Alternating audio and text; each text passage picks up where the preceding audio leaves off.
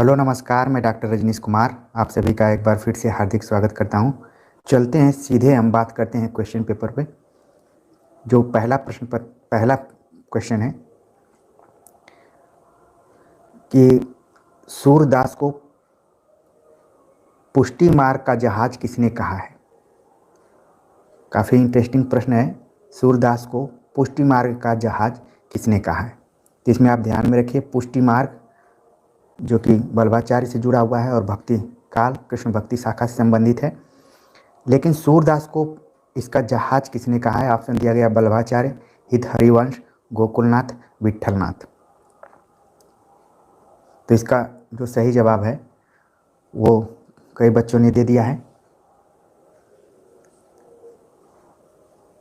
एक का डी इसका सही जवाब है, विट्ठलनाथ। ठीक है,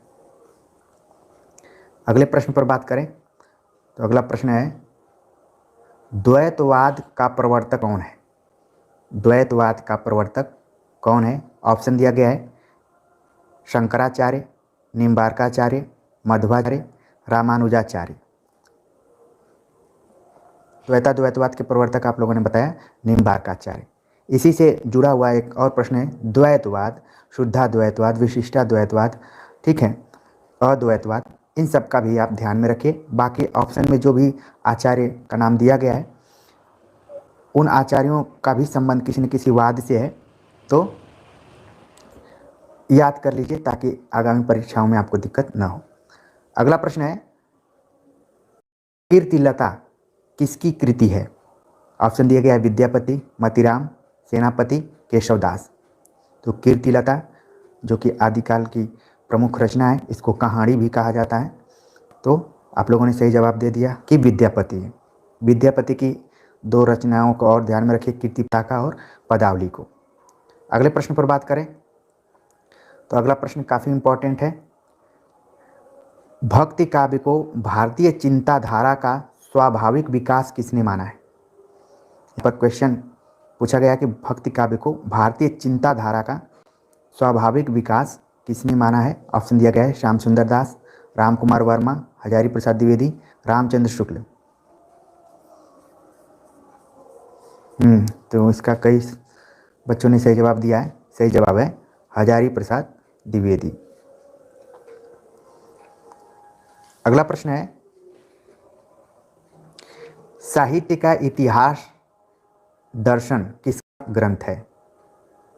साहित्य का इतिहास दर्शन किसका ग्रंथ है। ऑप्शन दिया गया है नगेंद्र, नलिन बिलोचन शर्मा, महावीर प्रसाद द्विवेदी, नंदुलारे वाजपेयी।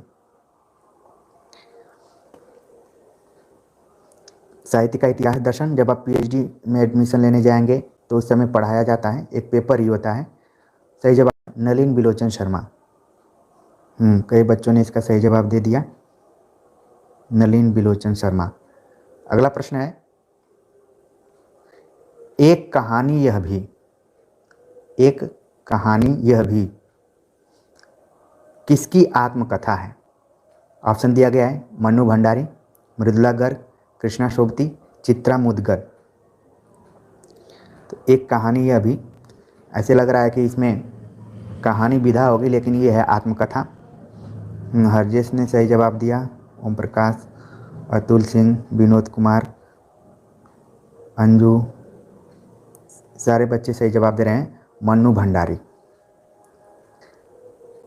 अगला प्रश्न है,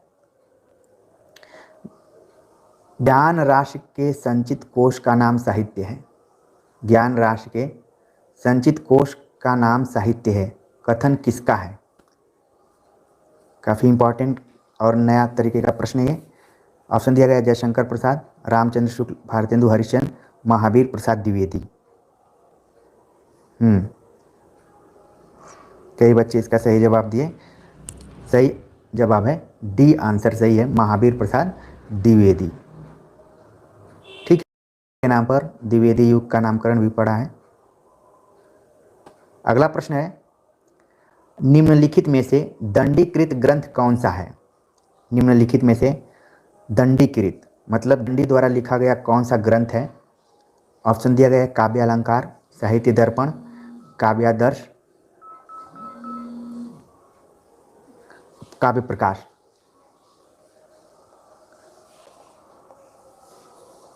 ठीक है, तो इसका जो सही जवाब है वो है काव्यादर्श। ठीक है, अगला प्रश्न है, और बाकी काव्य अलंकार किसका है, साहित्य दर्पण किसका है, ये सब आप ध्यान में रखिए। काव्य प्रकाश किसका है। अगला प्रश्न है, स्वयंभूकृत पौमचर्यु की कथा किससे संबद्ध है। स्वयंभूकृत पौमचर्यु की कथा किससे संबद्ध है। ऑप्शन दिया गया है कृष्ण कथा, राम कथा, बौद्ध कथा, शक्ति कथा। ठीक है, तो पौमचर्य जो कि आदिकाल की सबसे फेमस रचनाओं में से एक है, तो इसकी जो विषय वस्तु है, कथा है, वो है राम कथा से संबंधित है। ठीक है, ऑप्शन बी इसका सही जवाब है। कई बच्चों ने इसका सही जवाब दिया है। अगले प्रश्न पर बात करें तो अगला प्रश्न है, कबीर की भाषा को सधुक्कड़ी किसने कहा है। कबीर की भाषा को लेकर आलोचकों में मतभेद रहा है, अलग अलग तरीके के आलोचकों ने अलग अलग अपने मंतव्यों को दिया है। उसमें रामचंद्र शुक्ल का नाम आता है, श्याम सुंदर दास का नाम आता है, नगेंद्र इत्यादि का नाम आता है। लेकिन इस प्रश्न के अनुसार कबीर की भाषा को सधुक्कड़ी किसने कहा है। ऑप्शन दिया गया रामचंद्र शुक्ल, श्याम सुंदर दास, राम कुमार वर्मा, हजारी प्रसाद द्विवेदी।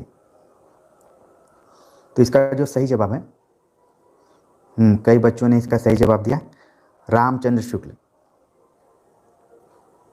अगले प्रश्न पर बात करें तो कई बार हमने प्रैक्टिस सेट में इस प्रश्न को देखा है और यहाँ भी ये प्रश्न आ गया। रत्न के लेखक कौन है।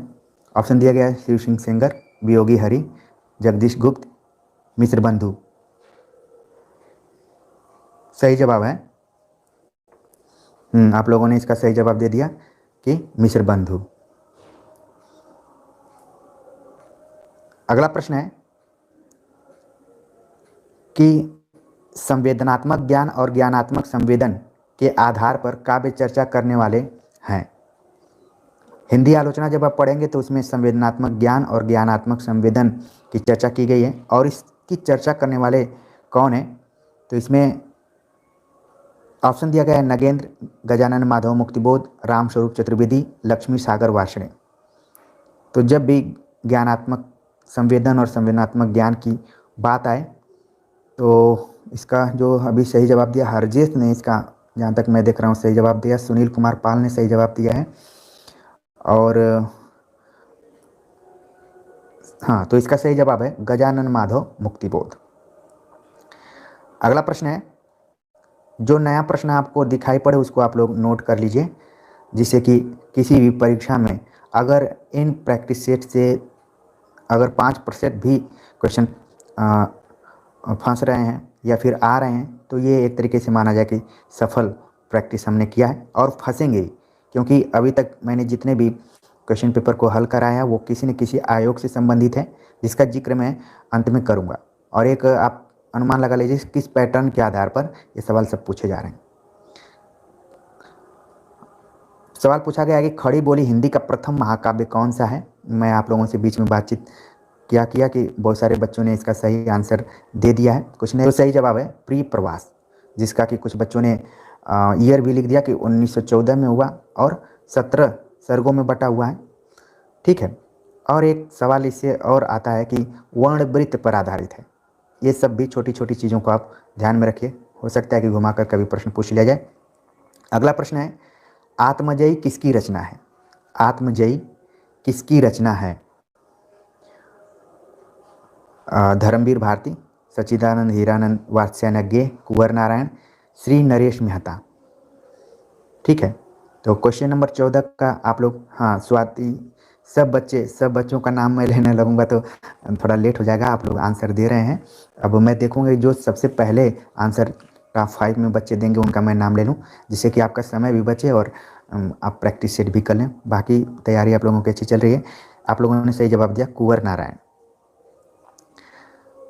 अगला प्रश्न है, एक तरीके से आप लोगों के लिए नया प्रश्न ये, भय भी शक्ति देता है, भय भी शक्ति देता है किसका काव्य संग्रह है? ऑप्शन दिया गया है नरेंद्र मोहन, उदय प्रकाश, जानकी वल्लभ शास्त्री, लीलाधर जगूड़ी। ठीक है, तो इसको नोट कर लीजिए, या फिर आप लोग जान रहे होंगे। नहीं सर, नाम ना लें। चलिए ठीक है, उत्साहवर्धन के लिए कुछ बच्चों का नाम लेना जरूरी है। देखते हैं कि 15 क्वेश्चन नंबर 15 का सही जवाब कौन जल्दी से दे रहा है। ये ना पता लीला, कुछ बच्चे खुद फार्मूला बनाए हुए हैं। ठीक है, तो सही जवाब है लीलाधर जगूड़ी। तो इसको आप नोट कर लीजिए अपनी कॉपी में। अगला प्रश्न है, गुड़िया भीतर गुड़िया किस विधा की रचना है? ऑप्शन दिया गया है उपन्यास, आत्मकथा, जीवनी, कहानी। गुड़िया भीतर गुड़िया, तो आपके दिमाग में छप जाना चाहिए कि ये किसकी आत्मकथा है या फिर, हाँ, तो सही जवाब इसका है आत्मकथा है। लेकिन किसकी आत्मकथा है, तो आपके दिमाग में तुरंत ये छप जाना चाहिए।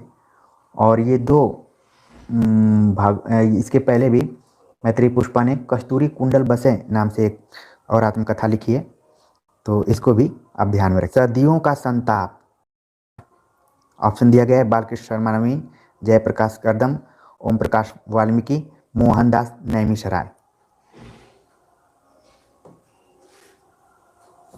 ठीक है, सदियों का संताप किसकी रचना है? तो शिवांगी ने इसका सही जवाब दिया है अभी तक। और बच्चे देखते हैं, ममता ने भी सही जवाब दे दिया, सोनाली ने भी सही जवाब दिया, सुनील, सब बच्चे इसका सही जवाब दे रहे हैं ओम प्रकाश वाल्मीकि। ठीक, ऑप्शन सी इसका सही जवाब है। अगला प्रश्न है, माटी की मूर्तें किसका रेखा चित्र है?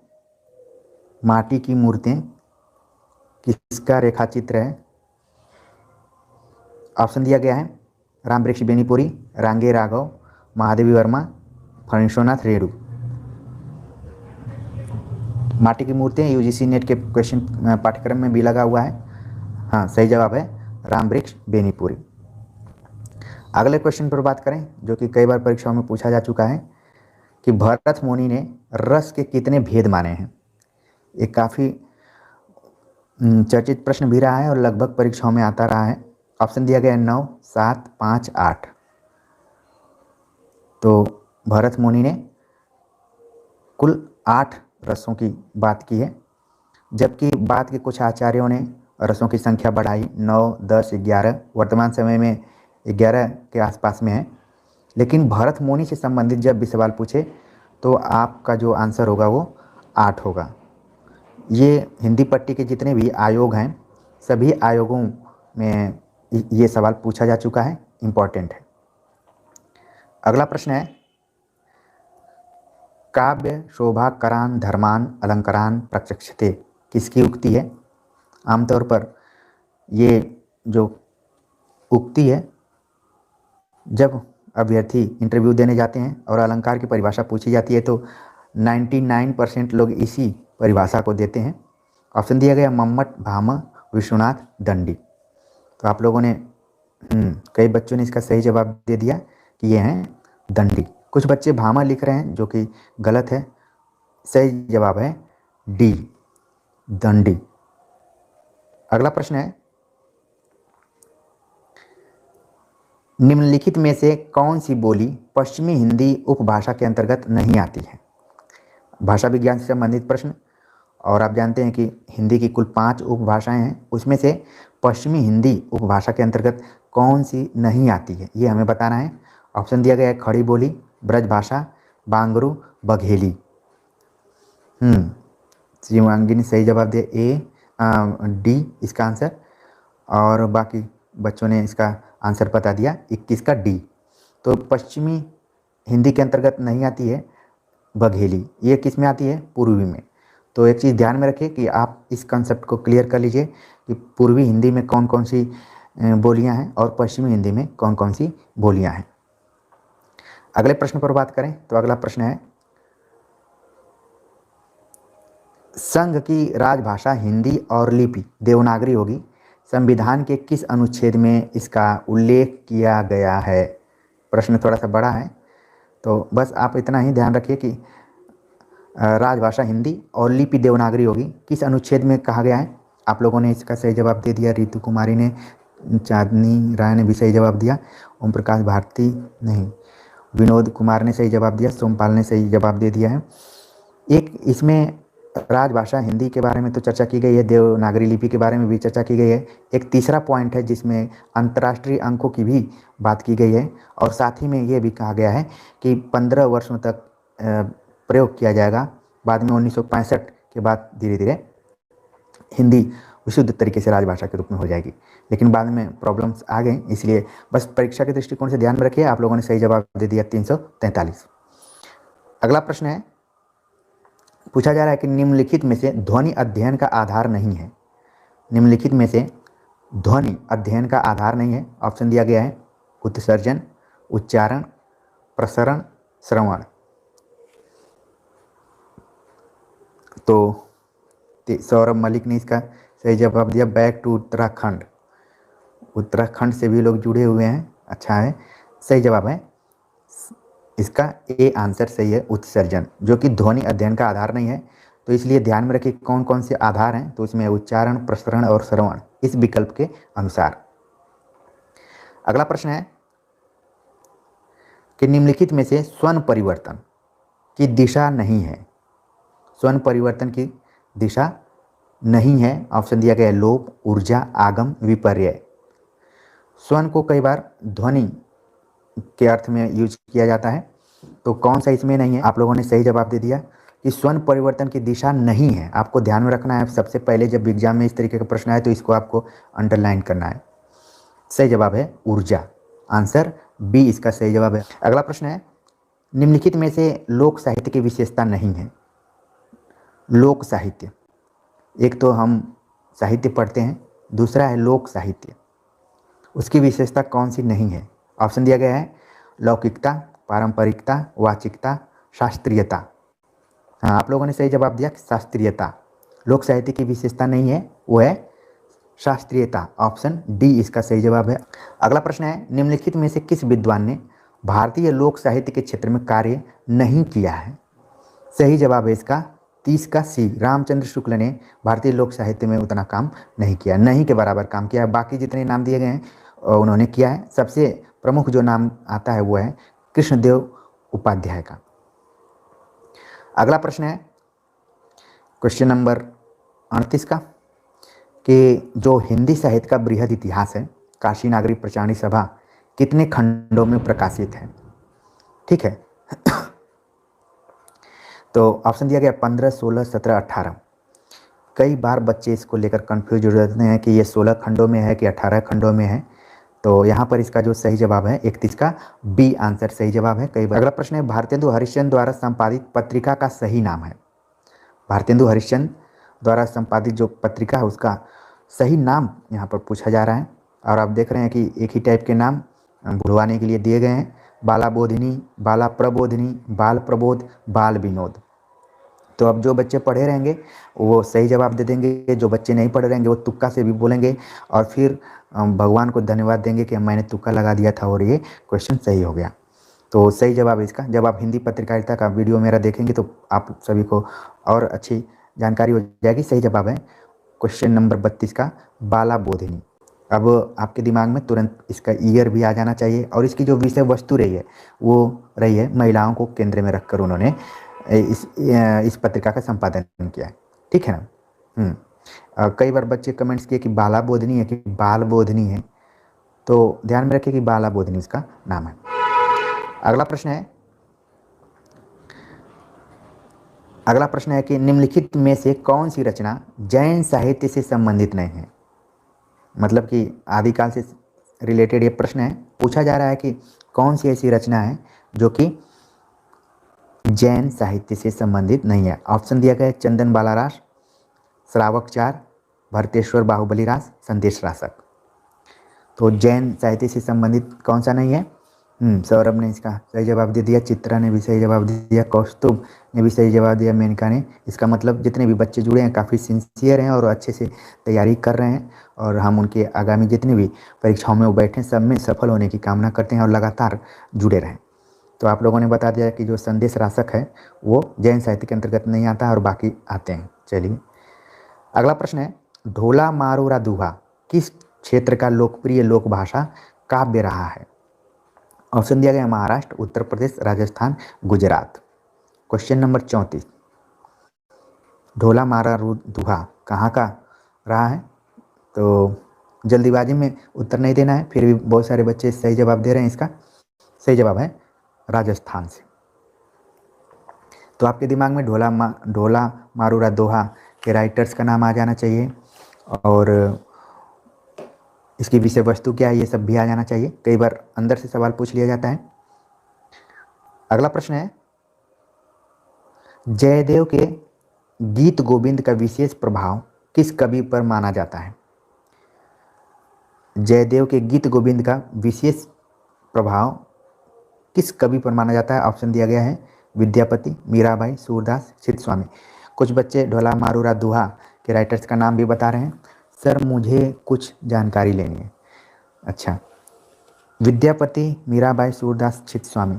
तो जयदेव, आप एक कोटेशन याद रखिए हमेशा कि आध्यात्मिक रंग के चश्मे आजकल बहुत सस्ते हो गए हैं। ठीक है, हाँ सही जवाब है इसका विद्यापति। अगला प्रश्न है कि निम्नलिखित में से आल्हा खंड नाम से लोकप्रिय रासो काव्य कौन सा है? निम्नलिखित में से आल्हा खंड नाम से लोकप्रिय रासो काव्य कौन सा है? ऑप्शन दिया गया है विशलदेव रासो, परमाल रासो, पृथ्वीराज रासो, हमीर रासो।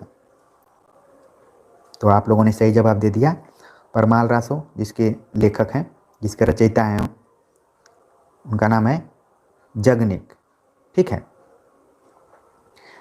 चलिए अब कब गाया जाता है, किस ऋतु से शुरुआत होती है, ये भी कई बार प्रश्न आ जाता है, वर्षा ऋतु से, तो ध्यान में रखिए। अगला प्रश्न है, निम्नलिखित में से कौन कृष्ण भक्ति काव्य का कवि नहीं है? तो ऑप्शन दिया गया सूरदास, कृष्णदास, नंददास, सुंदरदास। तो कृष्ण भक्ति शाखा के अंतर्गत नहीं है, तो सही जवाब है सुंदरदास। अगला प्रश्न है, तुलसी की भक्ति किस प्रकार की है? ये कई बार प्रश्न परीक्षाओं में पूछा जाता रहा है कि तुलसी की जो भक्ति भावना है, या फिर सूरदास की भक्ति भावना, मीरा की भक्ति भावना से संबंधित भी बहुत सारे प्रश्न पूछे जाते हैं। तो तुलसीदास की किस प्रकार की भक्ति भावना है? आप लोगों ने सही जवाब दिया दास से भावना। अगला प्रश्न है, किस कवि की रचनाओं में भावात्मक रहस्यवाद की अभिव्यक्ति सर्वाधिक हुई है? ये नए तरीके का प्रश्न है कि जो ऑप्शन दिए गए हैं उनमें से कौन सा ऐसा कवि है जिसकी रचनाओं में भावात्मक रहस्यवाद की अभिव्यक्ति सर्वाधिक हुई है? ऑप्शन दिया गया मलिक मोहम्मद जायसी, तुलसीदास, अग्रदास, माखनलाल चतुर्वेदी। तो इसका जो सही जवाब है वो है मलिक मोहम्मद जायसी। ठीक है, अब देखेंगे भक्ति काल के 2-3 कवि हैं, खासतौर से कबीर और जायसी, इनमें ज़्यादातर दिखाई पड़ता है। अगला प्रश्न है काफ़ी फेमस कि सुमित्रा नंदन पंत की किस रचना को छायावाद का मैनिफेस्टो कहा जाता है? सुमित्रा नंदन पंत की किस रचना को छायावाद का मैनिफेस्टो कहा जाता है? जैसे ही आप लोगों ने इस क्वेश्चन को देखा और धड़ाधड़ इसका सही जवाब आप लोगों ने दे दिया है। बस इसको ध्यान में रखना है कि रंगने में गलती ना हो। ठीक है, इसका सही जवाब है पल्लव, जो कि सन 1928 में प्रकाशित हुई थी। ठीक है, अगला प्रश्न है, निम्नलिखित में से कौन सी रचना सूर्यकांत त्रिपाठी निराला की नहीं है? यहाँ पर देख रहे हैं आप, नहीं पूछा जा रहा है सूर्यकांत त्रिपाठी निराला की रचना कौन सी नहीं है। ऑप्शन दिया गया है अनामिका, गीतिका, परिमल और निशीथ। तो क्वेश्चन नंबर 41 का जो सही जवाब है वो है निशीथ। ठीक है सर, रिसर्च के टॉपिक महिला संबंधित रचनाकारों, मैंने कई टॉपिक्स बताया है, आप उसमें से देखिए और बाकी कैसे आप टॉपिक निर्धारित कर सकते हैं उसके बारे में भी मैंने कुछ बातें बताई हैं। उन सारी चीज़ों को ध्यान में रखिए। बाकी आवश्यकता के अनुसार हम और लेक्चर्स लेकर आएंगे। तो कौन सी रचना नहीं है सूर्यकांत त्रिपाठी निराला की, आप लोगों ने बता दिया कि निशीथ। निशीथ किसकी रचना है ये भी आप ध्यान में रखिए। अगला प्रश्न काफ़ी चर्चित प्रश्न की रीतिकाल को श्रृंगार काल नाम किसने दिया है? ऑप्शन दिया गया हजारी प्रसाद द्विवेदी, धीरेन्द्र वर्मा, विश्वनाथ प्रसाद मिश्र, राम कुमार वर्मा। सही जवाब आप लोगों ने दे दिया विश्वनाथ प्रसाद मिश्र। और इस बार जो यूपी टीजीटी पीजीटी की परीक्षा में शामिल रहे होंगे वहाँ पर एक सवाल पूछा गया था कि किसने सुझाव दिया था श्रृंगालकार रखने का। तो इसको लेकर रामचंद्र शुक्ल और विश्वनाथ त्रिपाठी में बच्चे कन्फ्यूज हो गए थे। ठीक है, तो इसको भी आप क्लियर करके रखिए। अगला प्रश्न है रामचंद्र शुक्ल ने पहला मौलिक उपन्यास किसे माना है? तो जैसे ही पहला मौलिक उपन्यास की बात होती है आपके दिमाग में तुरंत आ गया होगा कि किसे माना है। ऑप्शन दिया गया परीक्षा गुरु, रहस्य कथा, नूतन ब्रह्मचारी, 100 अजान एक सुजान। तो आप लोगों ने तो आंसर सही दे ही दिया है। बाकी अन्य जो उपन्यास हैं उनके रचनाकारों का नाम ध्यान में रखिए। कई बार वन लाइनर क्वेश्चन पूछ लिए जाते हैं। ठीक है, परीक्षा गुरु सन 1882 ईस्वी में ये प्रकाशित हुआ था, लाला श्रीनिवास दास की रचना, और इस पर अंग्रेजी का प्रभाव भी दिखाई पड़ता है। अगला प्रश्न है निम्नलिखित में से कौन सी रचना, कौन सी कहानी शैलेश मटियानी की है? शैलेश मटियानी की कौन सी कहानी है? ऑप्शन दिया गया माता का हृदय, बेटों वाली विधवा, होली का उपहार, अर्धांगिनी। तो क्वेश्चन नंबर 44, क्वेश्चन नंबर 44 का जो सही जवाब है वो है, आप लोग देखते हैं 44 का सही जवाब आप लोगों ने दिया अर्धांगिनी। सही जवाब अर्धांगिनी है।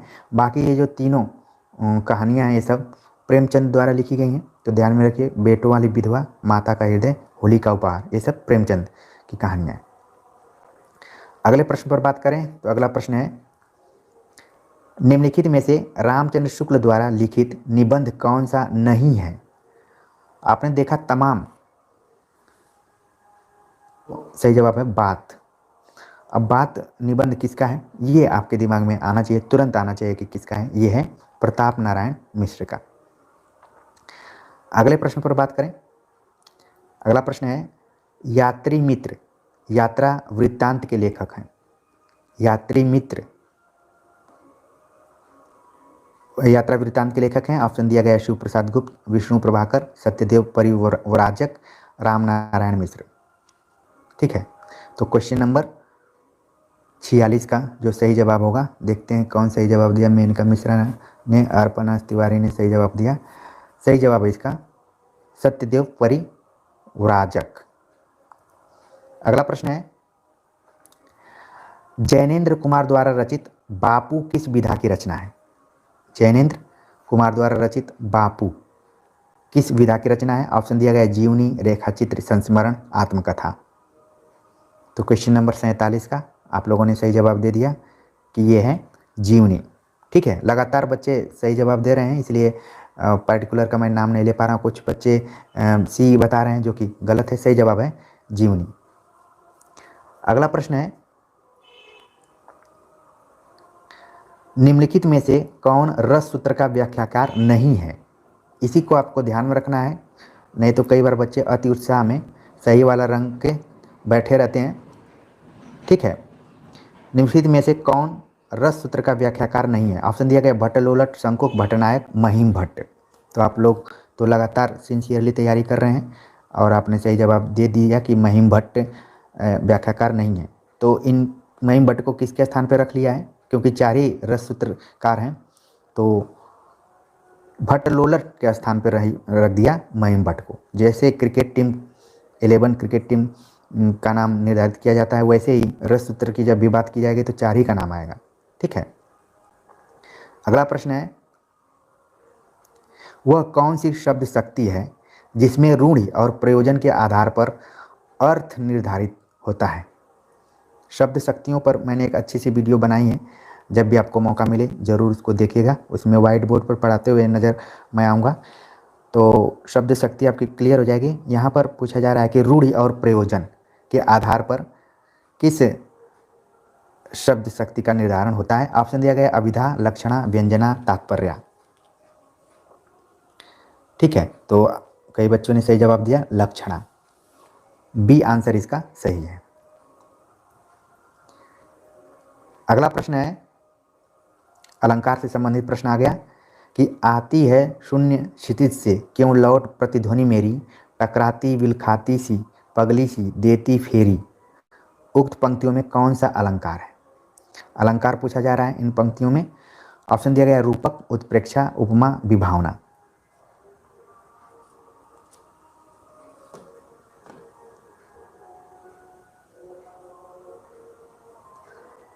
ठीक है, तो आप लोगों ने बता दिया, इसका सही जवाब है विभावना, सॉरी उपमा। ठीक है, क्यों है? क्योंकि यहाँ पर आप देख रहे हैं कि सी बिलखाती सी पगली सी, सी शब्द का प्रयोग हुआ है, तो उपमा अलंकार हो गया। अगला प्रश्न है, निम्नलिखित में से काव्य दोष कौन सा नहीं है? निम्नलिखित में से काव्य दोष कौन सा नहीं है? काव्य दोष से संबंधित भी वीडियो मैंने बनाई हुई है और काफ़ी लोगों ने उसे देखा है। आप लोगों को भी जब मौका मिले तो ज़रूर एक बार देखिए। ठीक है, तो इसका जो सही जवाब है वो है, आप देख रहे हैं कि ऑप्शन दिया गया है श्रुति कटुत्व, च्युति संस्कृति, क्लिष्टत्व और घनत्व। तो आपने इतना। अगला प्रश्न है, चंपू काव्य है। चंपू काव्य आप जानते हैं कि जो गद्य और पद्य दोनों में होता है उसे कहा जाता है, लेकिन इस रचना के बारे में पूछा जा रहा है कि कौन सी रचना है कि वो चंपू काव्य के अंतर्गत आती है, गद्य पद्य मिश्रित है। तो इसका जो सही जवाब है वो है राउल वेल। ठीक है, सी ऑप्शन सही है।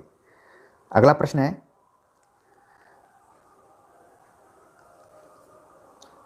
कोटेशन दिया गया कि 10वीं से 14वीं शताब्दी का काल, जिसे हिंदी का आदिकाल कहते हैं, भाषा की दृष्टि से अपभ्रंश का ही बढ़ाव है। ये कोटेशन इंपॉर्टेंट है, इसको आप लोग नोट कर लीजिए अपने अपने कॉपी पर भी, कि 10वीं से 14वीं शताब्दी का काल, जिसे हिंदी का आदिकाल कहते हैं, भाषा की दृष्टि से अपभ्रंश का ही बढ़ाव है। यह कथन किसका है? ऑप्शन दिया गया चंद्रधर शर्मा गुलेरी, राहुल साकृत्यायन, हजारी प्रसाद द्विवेदी, श्याम सुंदर दास। क्वेश्चन नंबर 53 का आप लोगों ने सही जवाब दिया कि हजारी प्रसाद द्विवेदी ने ऐसा माना है। चलिए अगले क्वेश्चन पर बात करें, इनमें से कौन सी रचना नंददास की नहीं है? नंददास की रचना कौन सी नहीं है? ऑप्शन दिया गया है मान मंजरी, दान लीला, अनेकार्थ मंजरी, रूप मंजरी। तो 54 का आप लोगों ने सही जवाब दिया कि दान लीला जो है वो नंददास की रचना नहीं है, बाकी जितनी भी रचनाएं हैं वो सब नंददास की हैं। अगले प्रश्न पर बात करें। अगला प्रश्न है, निम्नलिखित में से 7 गीत वर्ष किसकी कृति है? ऑप्शन दिया गया धर्मवीर भारती, गिरिजा कुमार माथुर, भवानी प्रसाद मिश्र, सर्वेश्वर दयाल सक्सेना। Question number 55। कई बच्चों ने प्रीति, रीना, संतोष, मेहनाज, कौस्तुभ, शिखा, रितु, रचना, सब बच्चों ने सही जवाब दिया कि धर्मवीर भारती का है। अगला प्रश्न है, कुछ बच्चे बोर हो रहे हैं जो कि कह रहे हैं कि अब बंद करिए, तो मैं सोच रहा हूँ कि क्यों ना पूरा पेपर ही हल कर लिया जाए। ठीक है, तो इसलिए अभी आप लोगों के सोने का समय नहीं हुआ होगा मेरे ख्याल से, इतना युवा है और जल्दी सो जाएंगे तो फिर कैसे आपकी मंजिल मिलेगी। ठीक है, बात करते हैं क्वेश्चन नंबर 56 पे, कि निर्मल वर्मा का उपन्यास है पटरंग पुराण, लेकिन दरवाजा, खिलेगा तो देखेंगे, अंतिम अरण्य। तो पूरा कराएंगे, भले एक ही बच्चा देखेगा लेकिन पूरा कराएंगे। ठीक है, हाँ, लेकिन मुझे पूरी उम्मीद है कि सारे बच्चे जुड़े रहेंगे। क्वेश्चन नंबर 56 सही जवाब है डी। बाकी आपको पटरंग पुराण किसका है, लेकिन दरवाजा, खिलेगा तो देखेंगे, ये सब भी जानना जरूरी है। पटरंग पुराण मृणाल पांडे का है, खिलेगा तो देखेंगे विनोद कुमार शुक्ल का है, लेकिन दरवाजा किसका है? कमेंट्स कर जल्दी से बताइए। मुझे अपने पूरे बच्चों पर विश्वास है कि वो आखिरी सांस तक जुड़े रहेंगे, जहाँ तक मैं बोल सकता हूँ। अगले प्रश्न पर बात करें, लेकिन दरवाजा शायद पंकज बिष्ट का है, एक बार आप लोग कंफर्म कर लीजिएगा। अगला प्रश्न है कि विद्यानिवास मिश्र का निबंध संग्रह कौन सा नहीं है। ऑप्शन दिए गए हैं, फिर बैतलवा डाल पर, चितवन की छां, तुम चंदन हम पानी, मैंने शील पहुंचाई। जी, आरव ने बता दिया कि लेकिन दरवाजा पंकज बिष्ट का है। लेकिन 57 नंबर का जो क्वेश्चन है कि कौन सा नहीं है, तो इसका जो सही जवाब है आप लोगों ने बता दिया कि जो 57 का ए है वो इसका नहीं है। तो ये किसका है? ठीक है, विवेकी राय का है, और बाकी जो है सब वो सब है विद्यानिवास मिश्र का। चलिए अगले क्वेश्चन पर बात करें। ये थोड़ा सा आप लोगों के लिए इम्पोर्टेंट क्वेश्चन कि पाश्चात्य काव्यशास्त्र से संबंधित है कि क्रोचे के अभिव्यंजनावाद के संदर्भ में कौन सा कथन असत्य है। क्रोचे, पहले तो ध्यान में रखिए कि अभिव्यंजनावाद जो है वो क्रोचे का है, बाकी कौन सा कथन असत्य है तो जल्दी से देखिए, क्योंकि काव्यशास्त्र पर भी हमने अच्छी सी वीडियो बनाई है, जब भी मौका मिले जरूर एक बार देखिए। बाकी आगे भी और अच्छे अच्छे नोट्स आते रहेंगे, वीडियोज लेक्चर आते रहेंगे। सही जवाब है इसका ऑप्शन बी, इसका सही जवाब है कि अभिव्यंजना स्वयं प्रकाश ज्ञान नहीं है। अगले प्रश्न पर बात करें, व्याकरण से संबंधित प्रश्न आ गया, खासतौर से जो शब्द भंडार है उससे संबंधित है कि निम्नलिखित में से कौन सा शब्द विदेशी है। ऑप्शन दिया गया है नयन, सुंदर, किताब, उन्नयन। तो विदेशी शब्द कौन है इसमें? सही जवाब आप लोगों ने दिया किताब। ठीक है, अगले प्रश्न पर बात करें तो अगला प्रश्न है कि आलवार भक्तों की संख्या कितनी मानी गई है। ये जब से हम प्रैक्टिस कर रहे हैं, 2-3 प्रैक्टिस सेट में एक क्वेश्चन आ चुका है। इसका मतलब है कि इस तरीके के प्रश्न काफ़ी इंपॉर्टेंट हैं, लगातार परीक्षा में आते हैं। आप लोगों ने बता दिया कि 12 है। ठीक है, ऑप्शन डी इसका सही जवाब है। रास पंचाध्यायी किसका ग्रंथ है? रास पंचाध्यायी किसका ग्रंथ है? तो आप लोगों ने बताया कि नंददास का ये ग्रंथ है। अगले प्रश्न पर बात करें, पूछा गया कि साकेत में कितने सर्ग हैं। साकेत में कितने सर्ग हैं? 15, 11, 12, 7। साकेत जो कि मैथिली शरण गुप्त की बड़ी फेमस रचना है और उर्मिला को केंद्र में रखा गया है, और नवा सर्ग जो इसका काफ़ी इंपॉर्टेंट है, यानी कि कुल 12 सर्ग हैं। ये बहुत ही छोटे छोटे प्रश्न हैं, और मैं बार बार बोलता हूँ कि परीक्षाओं में छोटे प्रश्न ही कई बार अपनी महत्वपूर्ण भूमिका निभाते हैं। जैसे चुनाव में निर्दलीय विधायक निभा देते हैं, वैसे ही परीक्षाओं में छोटे छोटे जो प्रश्न होते हैं वो काफ़ी खतरनाक होते हैं। हो सकता है कई बार लोग रंगने में इसको गड़बड़ी कर दें। अगला प्रश्न है, निम्नलिखित में से कौन सा ग्रंथ मतीराम का नहीं है? सार। तो मतीराम रीतिकालीन कवि, और उनका कौन सा नहीं है? हाँ, सही जवाब है इसका सुख सागर। सुख सागर किसका ग्रंथ है? सदा सुखलाल का। अगला प्रश्न है, ये काफ़ी इंपॉर्टेंट प्रश्न है। हिंदी दिवस तो आप लोग जानते हैं, लेकिन अंतर्राष्ट्रीय हिंदी दिवस कब मनाया जाता है? ये इंपॉर्टेंट है। 2 अक्टूबर, 5 सितंबर, 14 सितंबर और 10 जनवरी। तो क्वेश्चन नंबर जो 64 है इसका सही जवाब है 10 जनवरी। ठीक है, अगला प्रश्न है, प वर्ग के व्यंजन किस वर्ग में आते हैं? प वर्ग मतलब प, फ, ब, भ, म किस वर्ग में आते हैं? तो उच्चारण के स्थान पे बताना है, उच्चारण स्थान के आधार पर। मूर्धन्य, तालव्य, ओष्ठ्य, दंत्योष्ठ्य। ठीक है, तो इसका जो सही जवाब है वो है 65 का सी। आप लोगों ने आंसर बता दिया। और ध्यान में रखिए कि जो प वर्ग है ये आपके जितने भी रिलेशन हैं, पापा, फूफा, बाबा, मामा, मौसा, मौसी, ठीक है, बुआ, ये इसी वर्ग से संबंधित आते हैं। और जो भी छोटे बच्चे होते हैं सबसे पहले प वर्ग का ही उच्चारण करते हैं। और अगर आप ऑफलाइन क्लासेज किया करते, मतलब कि जहाँ पर मैं खुद पढ़ाता हूँ, तो और आपको क्लियर हो जाता। भाषा विज्ञान कई बार लोग पढ़ाने में हिचकिचाते हैं, लेकिन मेरा काफ़ी इंटरेस्ट है इसमें, भाषा विज्ञान को लेकर। ठीक है, तो एक चीज़ ध्यान में रख लीजिए कि प वर्ग से ही हमारे जितने भी संबंध हैं वो सब निर्धारित करेंगे। अगला जो प्रश्न है, निर्वेद किस रस का स्थायी भाव है? निर्वेद किस रस का स्थायी भाव है? ऑप्शन दिया गया शांत, हास्य, करुण, श्रृंगार। और ये कई बार परीक्षाओं में, मेरी कोई कोचिंग नहीं है, मैं ये फ्रीली आप लोगों को पढ़ाता हूँ, ठीक है। मैं ऑलरेडी परमानेंट फैकल्टी हूँ, बस अपने एक्सपीरियंसेज, अपने अनुभव को शेयर करने के लिए आप लोगों से जुड़ा हूँ। आप लोग इसी बीच देख लीजिए कि निर्वेद किस रस का अस्थायी भाव है। सही जवाब है शांत रस। बाकियों का भी आप ध्यान में रखिए। अगला प्रश्न है, पहला राजा नाटक का लेखक कौन है? पहला राजा नाटक का लेखक कौन है? मोहन राकेश, जगदीश चंद्र माथुर, लक्ष्मी नारायण मिश्र, लक्ष्मी नारायण लाल। तो पहला राजा नाटक का जो लेखक है वो है जगदीश चंद्र माथुर।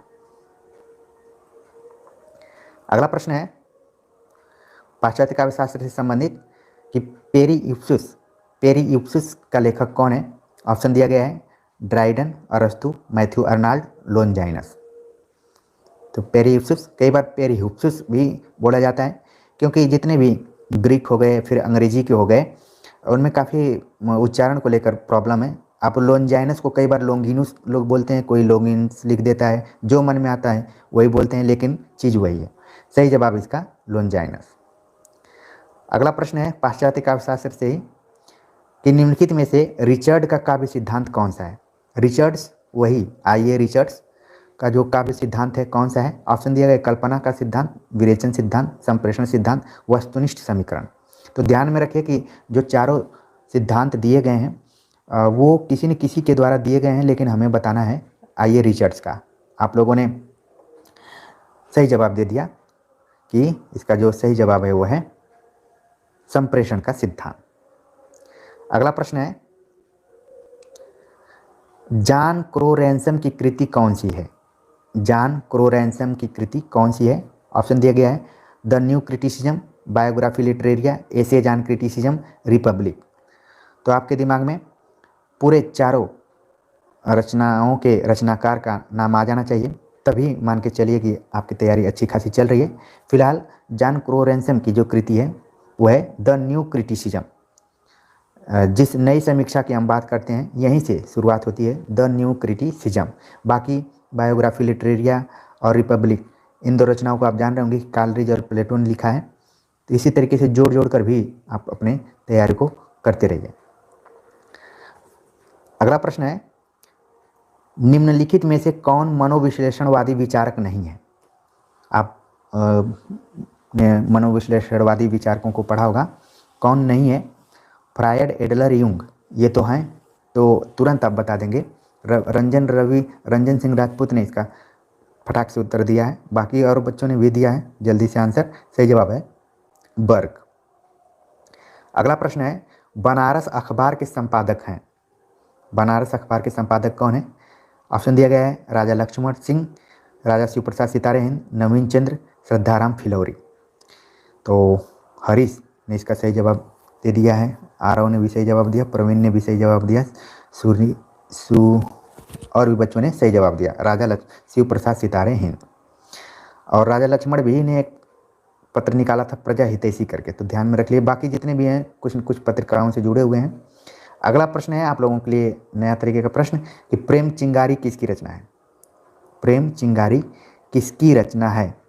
और अब मैं बता सकता हूं कि ये जो मैं क्वेश्चन पेपर लिया हूं ये उत्तराखंड लोक सेवा आयोग के थ्रू असिस्टेंट प्रोफेसर्स का जो एग्ज़ाम हुआ था वहां से लिया गया है। और ये क्वेश्चन जो है रचना तो सही पूछी गई, लेकिन इसका जो राइटर है उसका नाम इसमें सही नहीं रखा गया है, ठीक है। इसका जो सही नाम था राइटर का वो है अली शाह। प्रेम चिंगारी की रचना अली शाह ने किया है, तो इसमें कोई नाम नहीं है, नजफ अली आप टिक कर सकते हैं। अगला जो प्रश्न है कि उक्ति व्यक्ति प्रकरण के रचयिता हैं। उक्ति व्यक्ति प्रकरण कितनी बार ये परीक्षाओं में पूछा जा चुका होगा और आपके दिमाग में भी बैठ गया होगा। कुछ बच्चों ने जैसे उक्ति व्यक्ति प्रकरण को देखा, नाम भी याद होने वाला है। सही जवाब बता दिया आप लोगों ने, दामोदर शर्मा। और ये भी ध्यान में रखिए कि उक्ति व्यक्ति प्रकरण किस प्रकार का ग्रंथ है, ये भी घुमाकर कभी कभी प्रश्न पूछ लिया जाता है। अगला प्रश्न है, कला और बूढ़ा चाँद किस विधा की रचना है? कला और बूढ़ा चाँद किस विधा की रचना है? संस्मरण, उपन्यास, काव्य, निबंध। Question number 75। तो पहले तो आपके दिमाग में बैठ गया होगा कि कला और बूढ़ा चाँद के रचयिता कौन है। जब रचयिता मालूम हो जाएंगे तुरंत आपका सही जवाब होगा। इसी बीच कई बच्चों ने सही जवाब दिया है काव्य।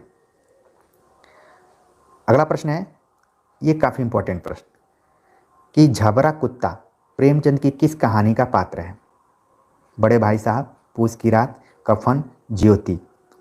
तो क्वेश्चन नंबर 76, और ये कहानी तमाम महाविद्यालयों विश्वविद्यालयों के पाठ्यक्रम में लगी रहती है, कई बार तो छोटी कक्षाओं में भी लगी रहती है। तो आप लोगों ने बता दिया कि 76 का जो सही आंसर है वो है पूस की रात। अगला प्रश्न है कि पहाड़ों में प्रेममय संगीत किसका कथात्मक रिपोर्टाज है? पहाड़ों में प्रेममय संगीत किसका कथात्मक रिपोर्टाज है? ऑप्शन दिया गया है अज्ञे, रेणु, अश्क, रामधारी सिंह दिनकर।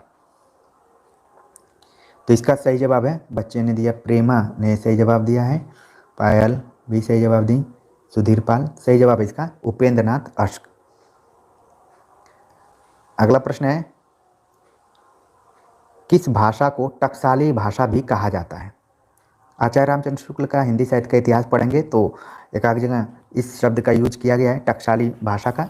तो किस भाषा को टकसाली भाषा कहा जाता है? ऑप्शन दिया गया है परिनिष्ठित भाषा, कूट भाषा, राष्ट्रभाषा, कृत्रिम भाषा। तो क्वेश्चन नंबर 78 का जो सही जवाब है वो है ए, परिनिष्ठित भाषा। अगला प्रश्न है, निम्नलिखित में से सही युग्म का चुनाव कीजिए। तो सुमेलित करना है कि सही युग्म कौन सा है। ऑप्शन दिया गया है गलीचा पुर्तगाली, मतलब एक तरफ शब्द है और दूसरे तरफ कहाँ का शब्द है ये। तो गलीचा पुर्तगाली, अंग्रेज फ्रेंच, पादरी तुर्की, आमदनी फारसी। ठीक है, 79 का जो सही जवाब है वो है बी, आंसर इसका सही है। जो अंग्रेज शब्द है वो अंग्रेजी का नहीं है बल्कि वो फ्रेंच शब्द है। ठीक है, और ठीक वैसे जैसे हिंदी जो है वो हिंदी या फिर संस्कृत का शब्द नहीं है, आप लोग भली बात ही जानते होंगे कि वो ईरानी भाषा का शब्द है।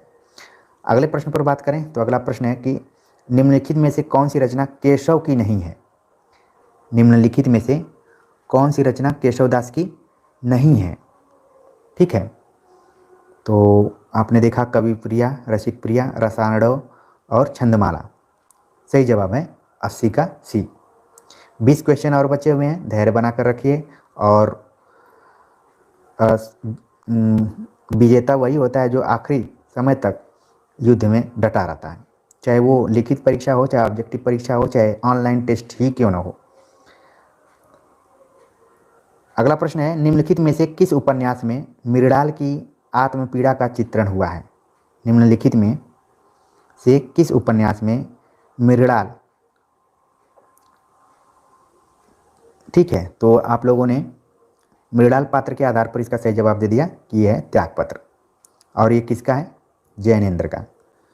अगला प्रश्न है, निम्नलिखित में से कौन सा उपन्यास गोपाल राम गहमरी द्वारा लिखा गया है या फिर लिखित है?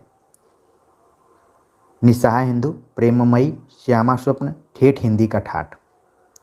और जो भी इसका सही आंसर है क्वेश्चन नंबर 82 का, कई बार परीक्षाओं में पूछा जा चुका है और आगे भी पूछे जाने की पूरी संभावना है। तो सही जवाब इसका बी, आंसर इसका सही है प्रेममयी। और जितने भी और उपन्यास दिए गए हैं, निस्सहाय हिंदू, श्यामा स्वप्न, ठेठ हिंदी का ठाठ, ये सब भी इंपॉर्टेंट है। अगला प्रश्न है, भुवनेश्वर कृत एकांकी है। भुवनेश्वर जो एब्सर्ड नाटककार के रूप में जाने जाते हैं, जिसको कि हिंदी में विसंगत नाटक कहा जाता है, तो कौन सी रचना है इनकी? ऑप्शन दिया गया है जोंक, अशोकवन, स्ट्राइक, अंडे के छिलके। तो 83 का जो सही जवाब है वो है 83 का सही जवाब सी, आंसर है स्ट्राइक। अगला प्रश्न है कि संत हृदय नवनीत समाना किसकी उक्ति है? संत हृदय नवनीत समाना किसकी उक्ति है? उक्तियों से संबंधित हमने तो 84 का जो सही जवाब है वो है, आप लोगों ने सही जवाब दिया तुलसी बाबा। कई बच्चे तुलसी को तुलसी बाबा भी कहते हैं और यहाँ तक कि प्रोफेसर भी कहते हैं। एकदम रम जाते हैं जब तुलसीदास को पढ़ाना होता है तो। अब बाकी पाश्चात्य काव्य शास्त्र पढ़ाने के लिए बोल दिया जाए, अलंकार छंद पढ़ाने के लिए बोल जाता है। जितना मन से तुलसीदास इत्यादि को पढ़ाते हैं उतना मन से शायद ही पाश्चात्य काव्य शास्त्र को पढ़ाते होंगे। अगला प्रश्न है, हिंदी साहित्य की भूमिका के लेखक हैं? हजारी प्रसाद द्विवेदी, विश्वनाथ प्रसाद मिश्र, नगेंद्र, गणपति चंद्र गुप्त। क्वेश्चन आप लोगों ने सही जवाब दिया कि ये हैं हजारी प्रसाद द्विवेदी।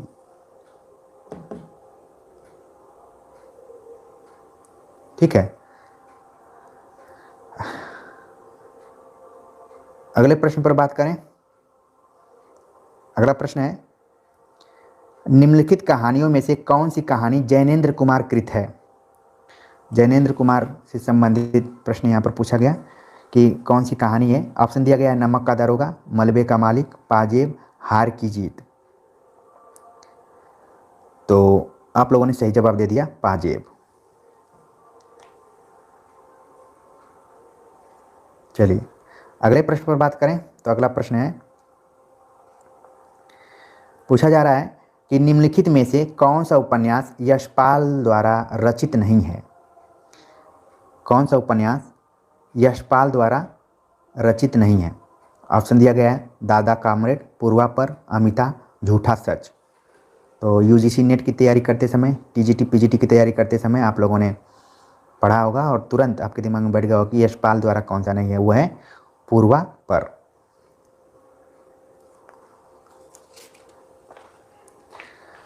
अगला प्रश्न है, गोबर गणेश किस लेखक का उपन्यास है? गोबर गणेश किस लेखक का उपन्यास है? ये भी उपन्यास कई बार परीक्षाओं में पूछा जा चुका है, तो ध्यान में रखिए कि जो गोबर गणेश है वो उपन्यास है। अगर विधा के रूप में पूछा जाए तो भी आपका आंसर सही होना चाहिए। और इसी बीच आप लोगों ने इसका सही जवाब दे दिया कि रमेश चंद्र शाह हैं। अगला प्रश्न है, इसको तो आंख बंद करके आप लोग बता देंगे, बस आंख बंद करके रंगना नहीं है। सही जवाब जो प्रश्न है, राम कुमार वर्मा कृत इतिहास ग्रंथ का नाम है? ऑप्शन दिया गया, हिंदी साहित्य का आलोचनात्मक इतिहास, हिंदी साहित्य का विवेचनात्मक इतिहास, हिंदी साहित्य का अतीत, हिंदी साहित्य का आदिकाल। तो क्वेश्चन नंबर 89 का आप लोगों ने सही जवाब दे दिया कि हिंदी साहित्य का आलोचनात्मक इतिहास। अगला प्रश्न है, निम्नलिखित में से मृदुला गर्ग का उपन्यास कौन सा है? मृदुला गर्ग का उपन्यास कौन सा है? ऑप्शन दिया गया, कर्क रेखा, अग्निपंखी, मैं और मैं, पीली आंधी। तो चारों उपन्यासों के उपन्यासकारों का नाम आपके दिमाग में आ गया होगा, लेकिन यहाँ बताना हमें कि मृदुला गर्ग का उपन्यास कौन सा है। तो आप लोगों ने सही जवाब दे दिया कि मैं और मैं। ऑप्शन सी इसका सही जवाब है। ठीक है, अगला प्रश्न है, पूछा जा रहा है कि निम्नलिखित में से कौन सा काव्य संग्रह सच्चिदानंद हीरानंद वात्स्याय अज्ञेय का नहीं है? आज के पेपर में आपको नहीं वाले पे ज़्यादा ध्यान देना था, और यहाँ पर भी आखिरी समय में भी इसी तरीके के प्रश्न आ रहे हैं, कौन सी रचना नहीं है? तो कई बच्चों ने इसका सही जवाब दे दिया है, भूरी भूरी खाक धूल अज्ञेय की रचना नहीं है, बल्कि मुक्तिबोध की रचना है, और बाकी जो भी काव्य संग्रह हैं वो सब अज्ञेय के हैं। अगला प्रश्न है, इनमें से योग ऋण शब्द कौन सा है? शब्द भी कई तरीके के होते हैं, यौगिक, योग, ऋण। ठीक है, ऋण इस तरीके के शब्द पाए जाते हैं। और शब्द संपदा को लेकर हमने एक व्याकरण के तहत वीडियो बनाया हुआ है, क्योंकि हिंदी सामान्य व्याकरण की वीडियोज़ को आप लोग शायद कम देखते हैं, लेकिन उन वीडियोज़ को मैंने काफ़ी मेहनत करके बनाया हुआ है और वाइट बोर्ड पर पढ़ाते हुए समझाने की कोशिश की है। बस रिक्वेस्ट आप लोगों से ये है कि अगर कोई वीडियो स्लो चल रही हो, क्योंकि शुरू में मैं जब बनाता था तो एडिटिंग करना उतना अच्छे से नहीं जानता था, तो नॉर्मली हम उसको जैसा शूट करते थे वैसा ही डाल देते थे। लेकिन अगर स्पीड उसकी स्लो हो तो आप लोग बढ़ाकर अगर देखेंगे तो आपका समय भी बचेगा और चीज़ें भी समझ में आ जाएंगी। तो योग रूढ़ शब्द कौन सा है? आप लोगों ने इस बीच इसका सही जवाब दे दिया है। सही जवाब है पंकज। अगला प्रश्न है, पूछा जा रहा है कि निम्नलिखित में से पद्माकर की रचना कौन सी है? पद्माकर की रचना कौन सी है? पद्माकर जो कि रीतिकालीन कवि हैं और आखिरी कवि के रूप में माने जाते हैं। 1753 में इनका जन्म हुआ। बाकी रचना कौन सी रचना है, तो आप लोगों ने इसका सही जवाब बता दिया कि जगत विनोद। जगत विनोद की विषय वस्तु को भी ध्यान में रखिए। बाकी अन्य जो रचनाएं दी गई हैं उनके रचनाकारों का भी नाम आप दिमाग में बैठा लीजिए। अगला प्रश्न है, वत्सराज किस विधा की रचना है? वत्सराज किस विधा की रचना है? ऑप्शन दिया गया है कहानी, निबंध, नाटक, उपन्यास। तो इसका जो सही जवाब है वो है नाटक। अब ये नाटक किसका है? नाटक है लक्ष्मी नारायण मिश्र। हिंदी नाटक जब आप पढ़ेंगे 2 व्यक्तियों का सेम टू सेम नाम आता है, लक्ष्मी नारायण लाल और लक्ष्मी नारायण मिश्र। ध्यान में रखिए कि लक्ष्मी नारायण मिश्र जो हैं वो उम्र में बड़े हैं, प्रसाद जी के बाद ही हैं, और प्रयोगधर्मी नाटककार के रूप में जाने जाते हैं वो। और बाकी लक्ष्मी नारायण लाल आधुनिक काल के, मतलब कि 1940-50 के आसपास के हैं। अगला प्रश्न है कि सुखपिंड गद्य काव्य के रचनाकार हैं।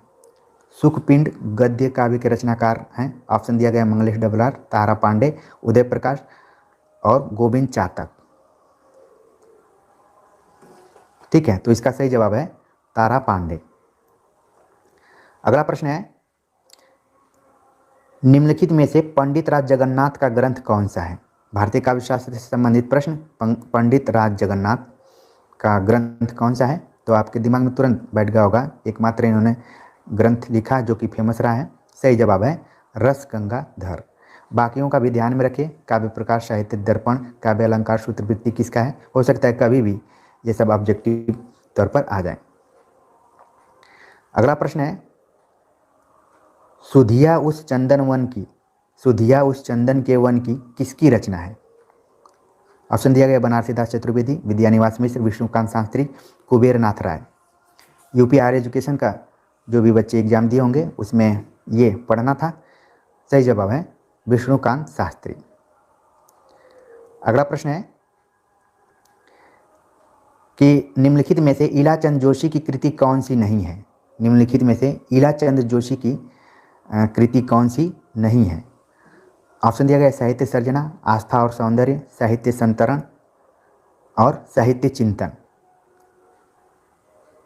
ठीक है, तो इसका जो सही जवाब है 98 का सही जवाब, बच्चे आ रहा हूँ ने इसका सही जवाब दे दिया। हरीश ने सही जवाब दिया आस्था और सौंदर्य। अब ये किसका है ये आपको दिमाग में रखना पड़ेगा। अगला प्रश्न है, निम्नलिखित में से कौन सा काव्य संग्रह वीरेन डंगवाल का है? वीरेन डंगवाल का काव्य संग्रह कौन सा है? ऑप्शन दिया गया है दुष्चक्र में सृष्टा, गंगा तट, ईश्वर एक लाठी है, अनंतिमा।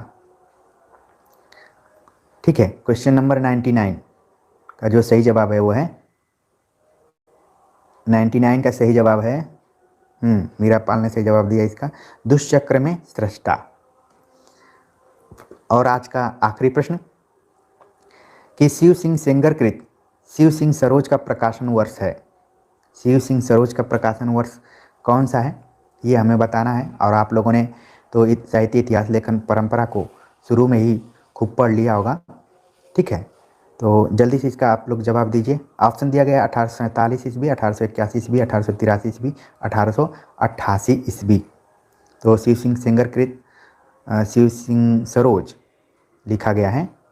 इसका जो सही जवाब है वो है 1883 ईस्वी।